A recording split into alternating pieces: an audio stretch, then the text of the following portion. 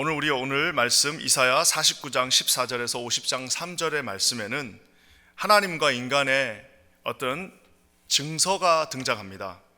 하나님과 인간의 관계를 많은 경우에 이제 계약의 관계라고 보는 사람들이 있습니다.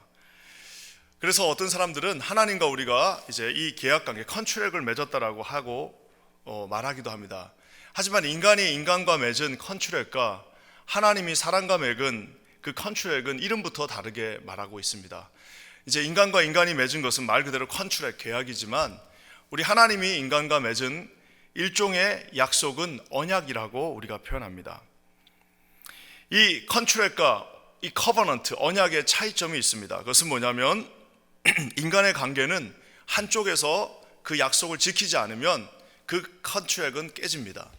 만약에 이제 내가 어떤 분하고 사업을 같이 하기로 약속을 했으면 컨트랙을 씁니다.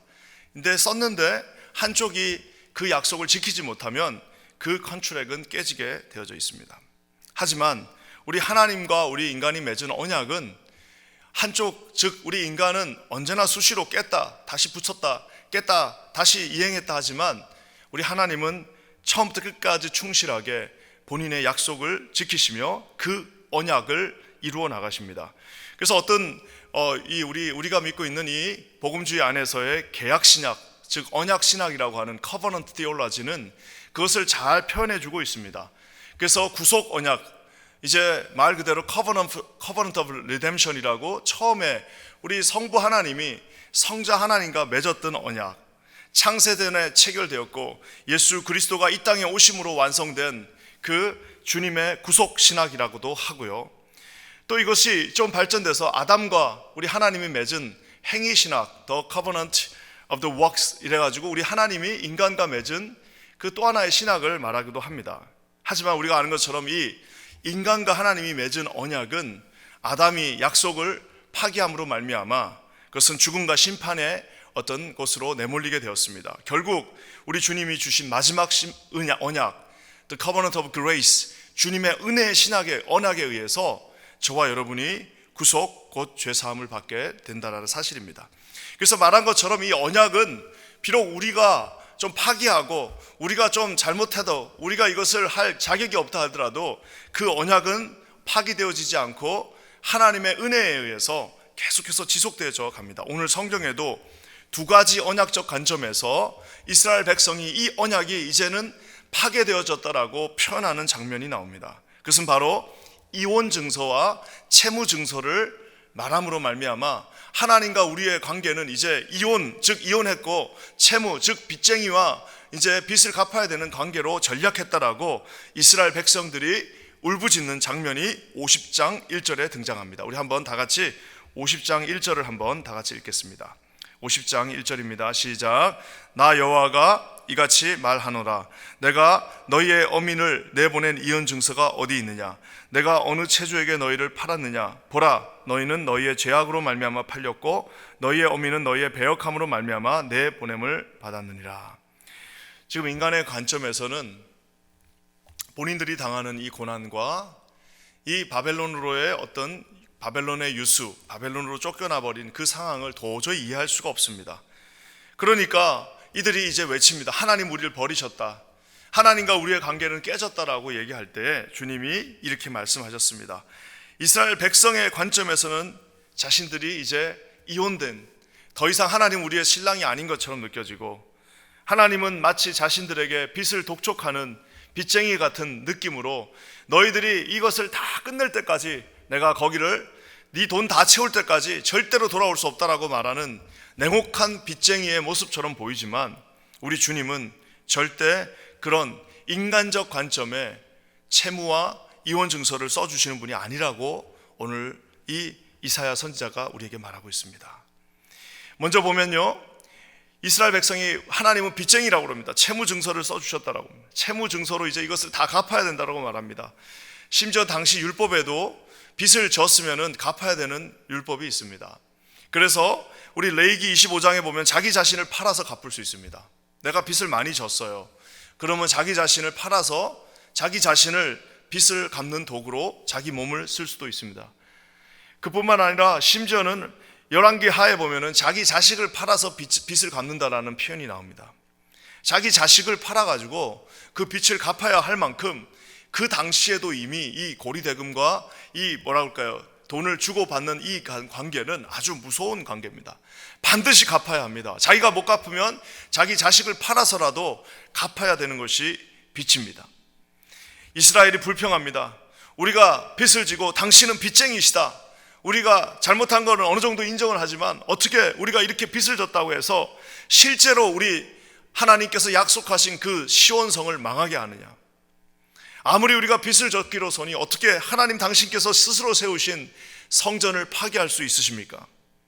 아무리 당신의 자녀가 믿기로서니 우리를 어떻게 이렇게 먼 곳에 있는 이라크까지, 이 바벨론까지 우리를 유배 보내실 수 있습니까? 결국에는 다 잊어버리신 거 아닙니까? 결국에 당신은 빚쟁이가 아니십니까? 결국에 당신은 우리를 이제는 갉아먹는 빚쟁이밖에 되지 않습니까? 라고 이스라엘 백성이 울부짖고 있습니다. 오늘 그 이스라엘 백성의 울부짖음 앞에 우리 주님께서 참 이 아름다운 말씀, 이 하나님께서 주신 귀한 말씀, 저도 참 이 말씀이 얼마나 좋은지 예전에 참 여기저기다 많이 써놨습니다. 우리 49장 15절에 귀한 말씀을 우리에게 주십니다. 나는 너희들의 빚쟁이가 아니다 라고 주님이 말씀하십니다. 한번 다 같이 읽겠습니다. 시작. 여인이 어찌 그 젖먹는 자식을 잊겠으며 자기 태에서 난 아들을 긍휼히 여기지 않겠느냐.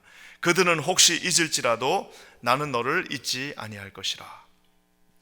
오늘 우리 주님께서 어미의 마음에 빗대어 나는 빚쟁이가 아니야, 나는 어미다라고 말하면서요, 여인들이 자신의 배에서 나온 자식들을 절대로 잊지 않는다라고 말합니다. 이것은 일종의 본능처럼 어머니는 자신들이 아무리 어려워도 자기 자녀들을 버리지 않는다라고 말합니다. 하지만 우리가 아는 것처럼 실제로 우리 삶에서 그렇지는 않습니다. 오늘 우리가 아는 것처럼 얼마나 많은 아이들이 버려지고 얼마나 많은 자식들이 유기되어지는지 모릅니다. 아무리 어미의 마음이 대단한 것 같고 그 본능이 대단한 것 같아도 결국에는 마지막 최후의 본능은 자기 자신입니다. 아무리 부모가 자식을 생각하고 자식을 우리가 높이 생각한다 할지라도 결국에는 마지막 최후의 본능은 인간에게는 자기 자신이라는 사실입니다. 그래서 우리는 간혹 힘들어져서 자기 아기를 스스로 버리는 사람들을 보게 되고, 인간의 이 인류의 애가 얼마나 대단하자고, 이 휴머니즘이 얼마나 대단하자고 말하면서도 수없이 많은 아이들이 생명을 보기도 전에 이 뱃속에서 없어지는 정말 그런 극악무도한 일들을 우리가 보게 됩니다. 하지만 오늘 주님이 뭐라고 말씀하십니까? 설사 그 여인들은 자기 배에서 난 자식을 잊을 수 있지만 우리 하나님께서 사람의 마음들을 너무나도 잘 알고 계십니다.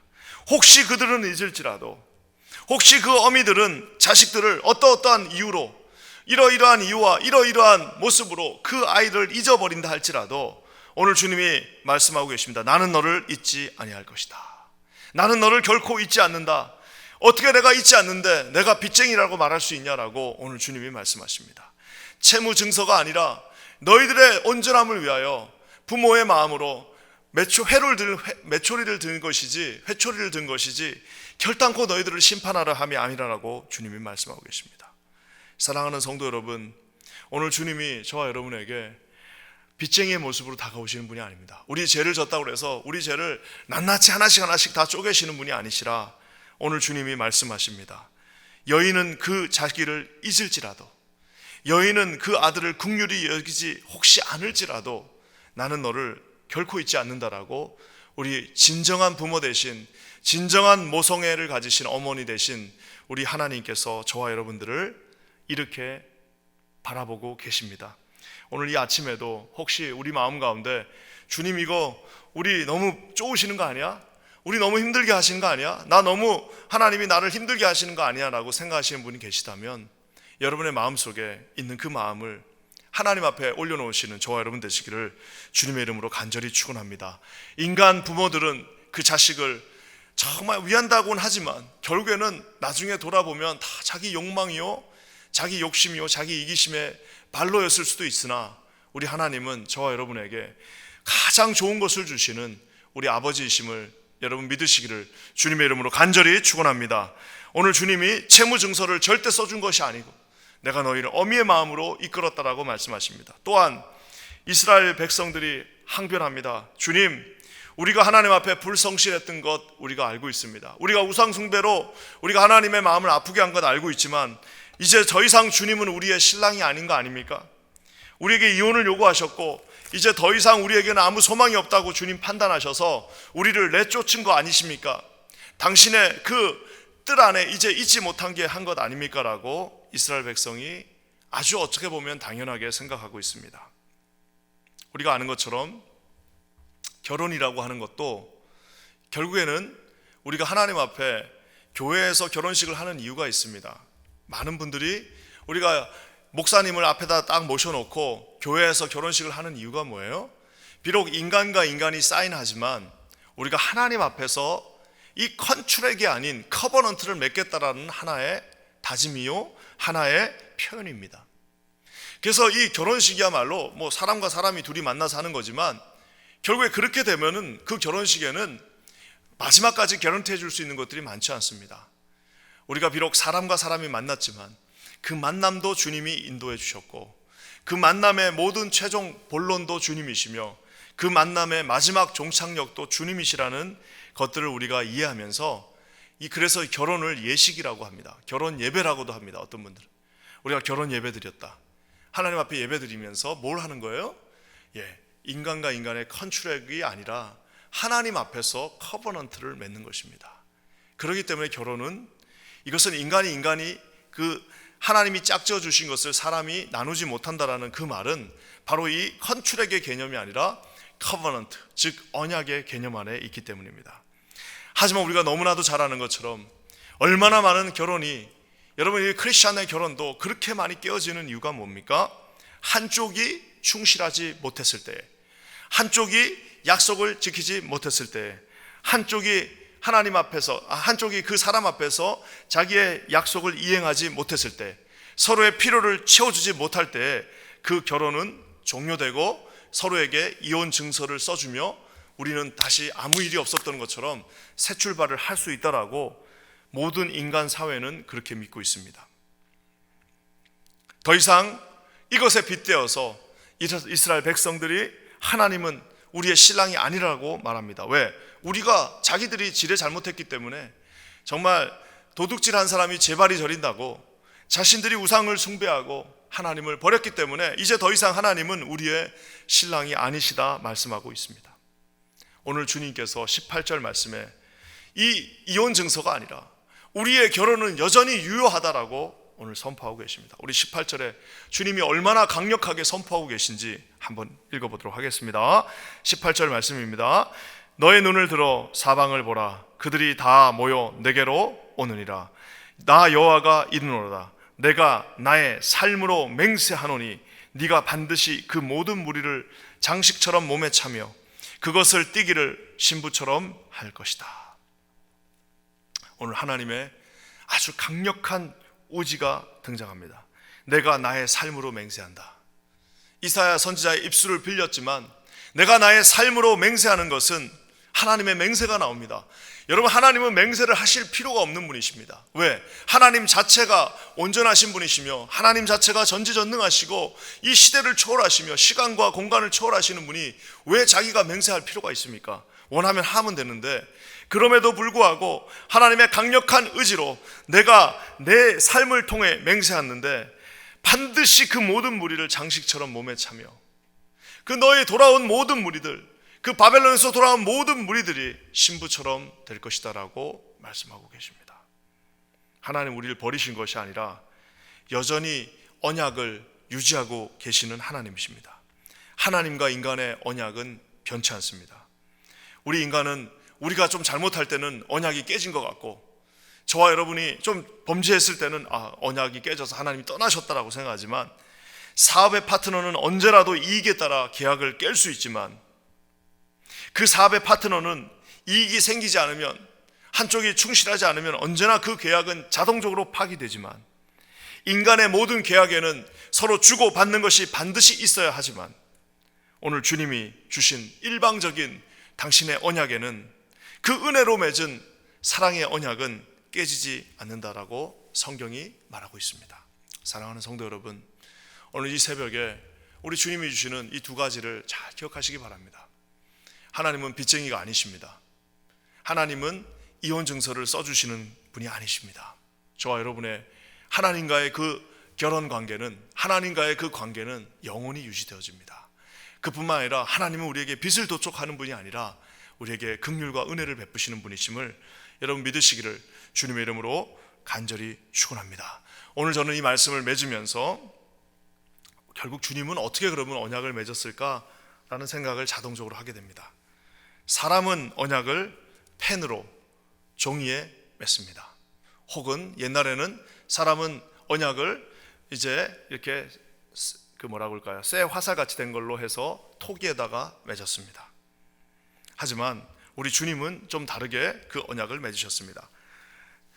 신학적으로, 해석학적으로 명확하게 그거라 말할 수는 없지만 저는 오늘 새벽에 어제 이 말씀을 준비하면서 이 말씀을 읽으면서 와, 하나님은 정말 언약을 펜과 종이로 맺지 않으셨구나라는 것을 다시 한번 상기하게 되었습니다.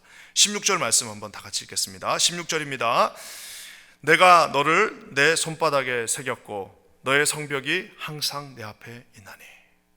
오늘 주님이 말씀하십니다. 나는 너를 내 손바닥에 새겼다라고 말하고 있습니다. 손바닥에, 여러분 손바닥에 어떻게 새겼다는 말이 무슨 손바닥에 볼펜으로 이렇게 이름 적어 놓은 것이 아니지 않습니까? 우리 주님께서 저와 여러분을 손바닥에 새겼다라는 말은 우리에게, 우리 뉴 테스먼트 신약 성경을 아는 모든 성도들에게는 그저 이 말을 듣는 순간 깊은 울림으로 다가오는 일종의 그런 얼루전, 하나님이 주시는 작은 그 힌트가 있습니다. 우리 하나님은 우리가 아는 것처럼 십자가에, 종이에다가 그 언약을 맺은 것이 아니라 십자가에 하나님이 그 굵은 대못으로 자신의 손과 발에 우리 주님은 그 언약을 맺으셨습니다. 그것은 바로 십자가의 은혜일 뿐만 아니라 우리가 십자가를 보면서 이 정말 뻔뻔함을 가지고 여전히 뻔뻔한 죄악의 모습을 지닌 채 저와 여러분이 오늘도 꾸역꾸역 하나님 앞에 나아갈 수 있는 이유는 하나님께서 저 십자가에 맺어놓은 하나님의 긍휼의 은혜의 사랑의 언약이 오늘도 이 새벽에도 그곳에 선명하게 비춰지고 있기 때문입니다. 저는 기도하기는 우리 킨자니교회 모든 성도님들이 십자가와 함께 맺어진 우리 예수 그리스도의 마지막 긍휼의 은혜 언약이 우리의 삶을 지탱시켜 주기를 주의 이름으로 간절히 축원합니다. 아무리 유혹이 있다 할지라도, 아무리 어려움이 있다 할지라도, 아무리 내 모습이 부족하고 초라하다 할지라도 우리는 오늘 이 새벽에 주님 앞에 무릎 꿇고 기도할 수 있습니다. 왜냐? 주님이 저와 여러분의 종이에다 써놓은 그것을 얼마나 많이 찢었습니까? 많은 예수께서 십자가에 하나님의 그 사랑으로 맺은 언약은 결코 변화하지 않기 때문입니다. 여러분, 이 마음으로 오늘 아침도 이 새벽도 우리 주님을 찾으시는 저와 여러분 되시기를 주님의 이름으로 간절히 축원합니다. 우리 함께 기도하겠습니다. 좋으신 주님 감사합니다. 오늘도 주님 앞에 섭니다. 주여 이곳에 임재하사 우리의 마음의 모든 어려움들을 깨닫게 하시고 하나님 바라보게 하셔서 오늘도 주님이 맺어주신 그 귀한 언약 가운데서는 언약 백성 되게 하여 주시옵소서. 주께 감사드리며 예수님의 이름으로 간절히 기도합니다. 아멘.